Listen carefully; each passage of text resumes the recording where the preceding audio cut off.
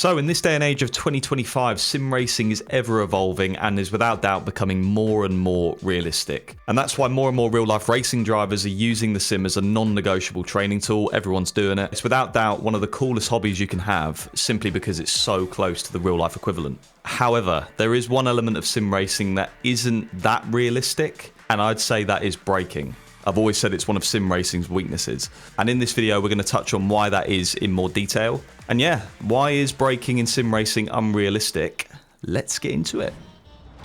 Okay, so first things first, and it's the main difference. The way braking is measured in sim racing is completely different to the way it's measured in real racing. In sim racing, as many of you will know, we operate typically between 0% and 100%, so we use percentages, and it's pretty obvious what that means. So 100% brake obviously is maximum brake, maximum stopping force, so that's where you're going to lock up if you do that at the wrong moment, and obviously 0% is no brake. And typically in sim racing, the setting to change if you want to adjust the brake or the force on your pedal is in kilograms. So how many kilograms of force it takes to reach that 100% brake in game. However, in real life, there is no 100%. In fact, there's no percentages at all.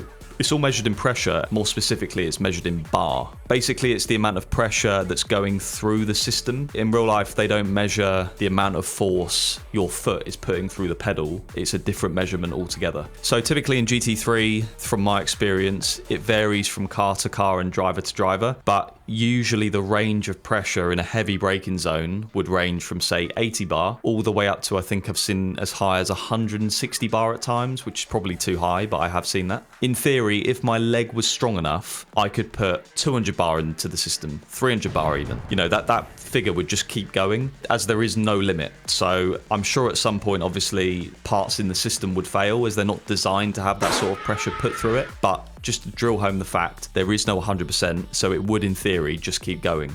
And in a lot of my real racing videos, especially the onboard footage, there's an overlay that goes with that has the throttle input and the brake input as I'm driving around. And the throttle input is in percentage, so it ranges from 0% to 100%, so that's nice and easy to understand. The brake is that pressure value we've already spoken about in bar. So when it goes above 100 in heavy braking zones, that's the reason why. It's not in percentage, it is in bar. So sometimes I can go to 120 bar, 130 bar. And then just to cover that one more time, in the sim, once you reach 100% brake pressure in game, it doesn't matter if you press the pedal on your rig harder, you're not going to stop any quicker. 100% is 100%. If you were wondering how you could convert the pressure value I have in the real car to a kilogram value for your sim to get a rough gauge of how it feels on the brake pedal, you can't actually make that calculation, at least as far as I'm aware, because one's a pressure and one's a force. What I would say though is, if we take the McLaren 720S GT3 Evo, the car I drove last year, I would typically hit 100 to 110 bar in heavy braking zones, such as Monza T1 for example. And then to train for this on the sim using my pedal set, I would use typically around 60 kilos, 70 kilos.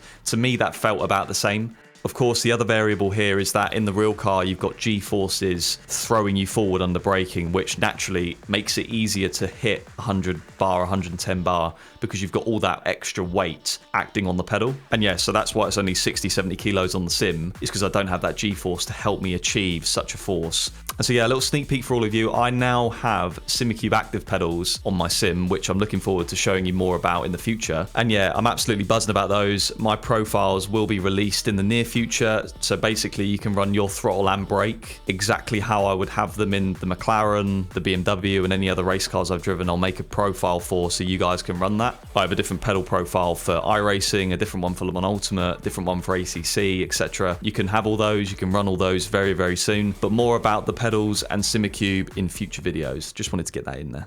So yeah, another area where I feel sim racing lacks a bit of accuracy is the way ABS behaves in a lot of the sim tiles. The ones that spring to mind would be Assetto Corsa Competizione or Rennsport, where typically hitting 100% brake pressure is what you do in heavy braking zones to go fast, which obviously, you know, that has no finesse to it at all. Just go up to a braking zone, smash the pedal to 100%, you don't even think about it. Of course, then you trail brake from there, but the initial hit is very unrealistic. And yeah, because I used Assetto Corsa Competizione to practice ahead of my first season in GT3 in 2020 in British GT, it created a few bad habits. So one of the first mistakes I was making was, in my head, I thought hitting the brake as hard as possible in the real race car is the quickest way to drive, purely from the fact that ACC, I guess, taught me that. You know, I didn't know at the time that it wasn't realistic. And, you know, that's obviously not the best way to drive a GT3 in real life. Despite the car having ABS to stop you locking up, you can go into the ABS too much, which is inefficient, and the car doesn't really slow down that well when you do that. Equally, you could not be hitting the brake enough, so you'll also be losing a bit of stopping power there. So there is a sweet spot in between not enough and too much, and that's the key to being very quick in a GT3, at least under braking, is finding that correct threshold of being into the ABS the right amount. Again, this changes from car to car. I think I've touched on this in previous videos, but in the BMW, for example, the BMW M4 GT3 Evo, that did not respond well to the driver being into the ABS significantly at all. So when you compare this to the McLaren 720S GT3 Evo, that would respond better relative to the BMW, where if the driver goes into the ABS quite a lot, that's where you want it to be. So if you look at the two cars in isolation, you would brake harder into the ABS in the McLaren than you would the BMW. What I would say though in sim racing is that iRacing and Le Mans Ultimate simulate this much better than the other titles. In most cases that I've experienced anyway, in both of those games, if you brake too hard into the ABS, you just go slower, which is the case in real life. I think overall Le Mans Ultimate simulates this the best. You even get a decent feeling through the force feedback through your steering as to what the ABS is doing to the car, which is quite nice. And so yeah, to summarize that overall then, I'd say iRacing and Le Mans Ultimate, they do simulate that ABS effect quite well, but other sim titles don't. And so there's a few other little things that come to mind on this topic. The first one is that there are no dead zones in real life when it comes to the pedals. It's very easy then to drag the brake in real life without realizing, and the throttle thinking about it, because the pedals are so sensitive. And then so when I'm training for a real life test or a real life race on the sim, I'll completely get rid of all my dead zones just to get used to that sensitivity. So I get used to not dragging my foot on the brake and the throttle. With the dead zones, you can be a bit more lazy with your feet and you can get away with that stuff. Another point, so some sim titles or most sim titles don't replicate the effect brake temperature has onto the tyres. So of course in real life the heat generated from the brakes has quite an effect on tyre temps, tyre pressures as the heat comes up into the tyre itself. And then, you know, that's why you see drivers behind safety car or on the outlap braking as well as weaving to try and get that temperature into the core of the tyre. It has a massive effect. One sim title that does replicate this quite well is Assetto Corsa Competizione, but as far as I'm aware, other sim titles don't really do that. And so we're in that annoying scenario again where some sim titles have strengths, like Assetto Corsa Competizione, for example, has this strength, which is the braking temperature influencing the tyres. But although it does this well, we've already touched on Assetto Corsa Competizione not replicating that heavy braking element very well. And we've already discussed that that's not realistic. Whereas iRacing does that bit well, but it doesn't replicate the brake temps affecting the tyres. So I just wish we had one sim title that had all these bits together. You know, all the jigsaw pieces are there. I just wish they were all sort of in one puzzle on one sim, and then you'd have all the good bits in one place. Yeah, let me know down in the comments below what you guys think about that. It's good we've got so many good games and good sim titles, but it can be annoying at times that one game will have one good bit, the other game will have another good bit, and you just wish at times that they're all together.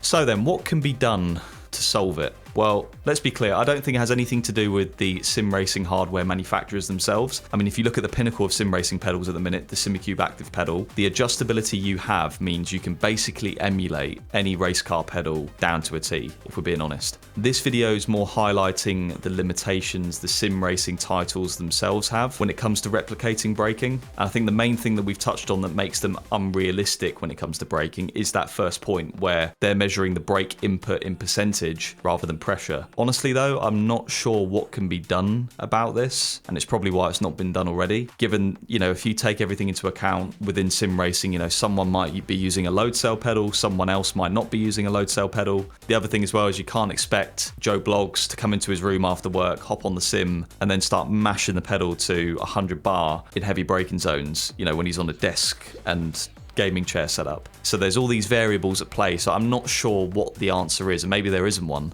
to convert that percentage figure into a pressure for these different sim titles. But yeah, I know a lot of my viewers are smart people, so if you have the answer, get down in the comments and let me know, because I'm always learning, and I'd like to see what some of you may suggest.